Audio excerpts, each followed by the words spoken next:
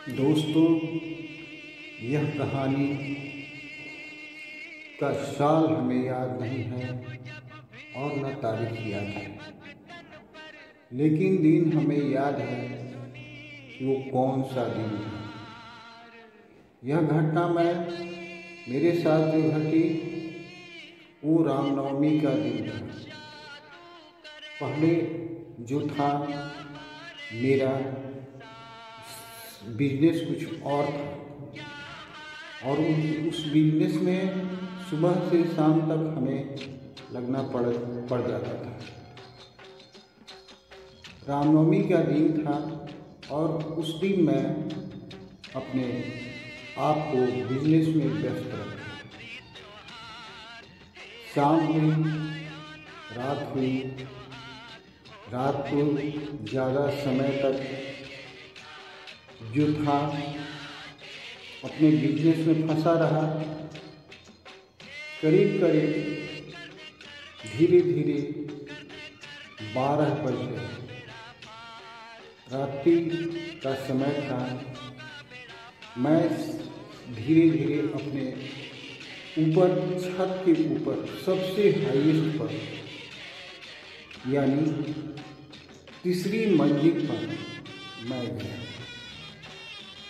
और तीसरी मंजिल पर मैं जाकर योग करने लगा।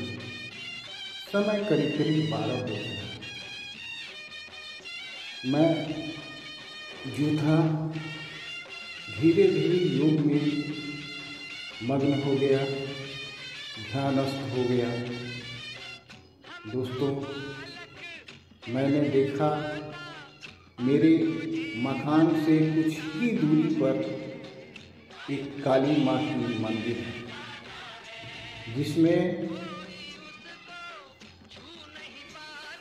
काली माँ की मंदिर बहुत पुरानी है, करीब 100-150 साल पुरानी। बहुत से लोगों ने वहाँ उनके दर्शन भी किए और मैं भी रामनवमी के समय मैंने एक घटना देखी, जहाँ जिस घटना को मैं आपको आज वर्णन कर रहा हूँ। आज मंदिर का नाम जो है, काली माँ का मंदिर का नाम माँ मनोकामना मंदिर रखा गया है। लेकिन दरअसल पहले कोई नाम नहीं था और इतना अभी जो बना है उतना बना भी नहीं। समय जो था उस वक्त का, उसी समय के अनुसार वो बना था। एक बार मंदिर गिर भी गई थी तो फिर गांव के लोगों ने उसे बना दिया। दोस्तों, ये कहानी जो है रामनवमी की घटना है। मैंने देखा योग में मंदिर के ऊपर प्रकाश फैला हुआ है। मैंने गौर किया कि मंदिर के ऊपर प्रकाश दिखाई दे रहा है। जब मैंने गौर किया तो मैंने पाया कि एक प्रकाश का पुंज यानी गोलाकार में घर कर रहा है मंदिर के ऊपर। मैंने उसमें गौर किया तो मैंने देखा कि एक हाथी थी। वो हाथी जो थी उसमें इतनी लाइट थी, इतनी चमक थी कि कोई हद नहीं। वो लगता था कि जिस तरह उसको उसी वक्त स्नान करा के सजा कर कोई लेकर आया।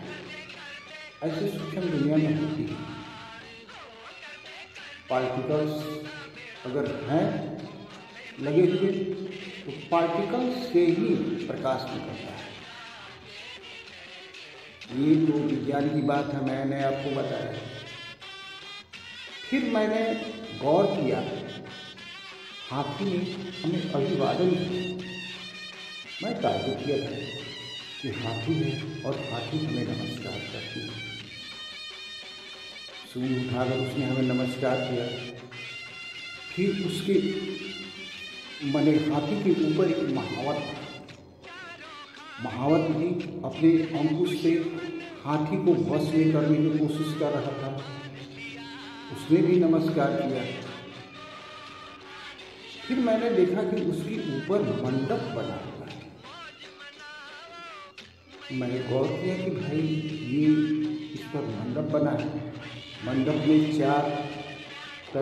चारों तरफ से लकड़ी का गोलाकार में नक्काशी किया हुआ है, जो था बना हुआ था। 4 पायलिंग था उसका, और चारों तरफ से पीछे के साइड को छोड़कर चारों तरफ से उसमें पर्दे लगे हुए, व्हाइट रंग का यानी उजला रंग का पर्दा। मैंने बड़ा गौर किया, लेकिन मैं अपनी दिव्य दृष्टि की शक्ति को बढ़ाना चाहता कि उस पर्दे के अंदर कौन है, कौन बैठा है। मैंने गौर किया, लेकिन मुझे दिखाई नहीं।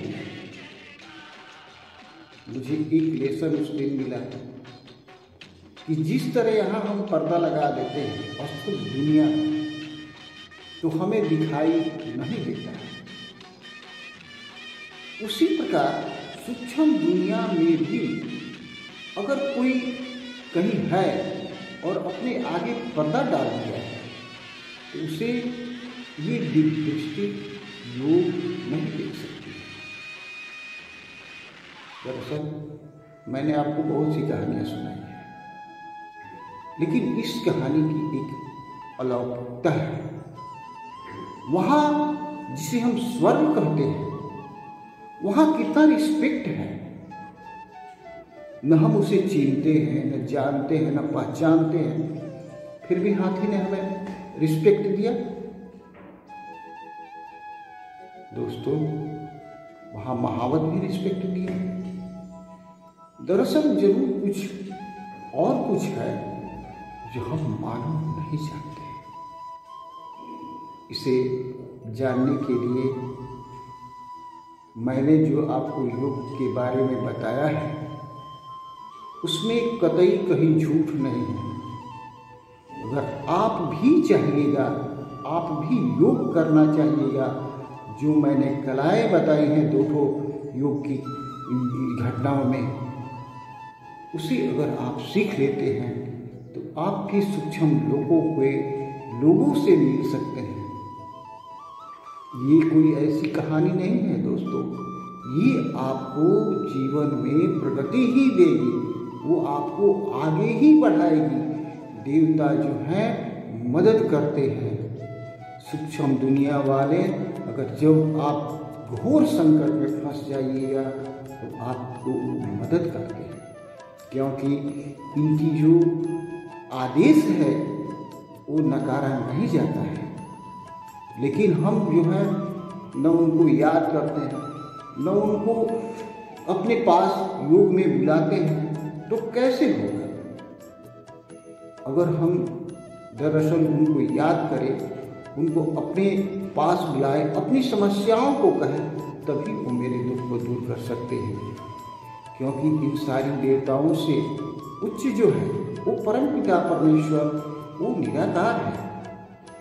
सूक्ष्म दुनिया वाले थोड़ा बहुत हमें मदद कर सकते हैं, जिस तरह अस्थूल दुनिया वाले मदद करते हैं।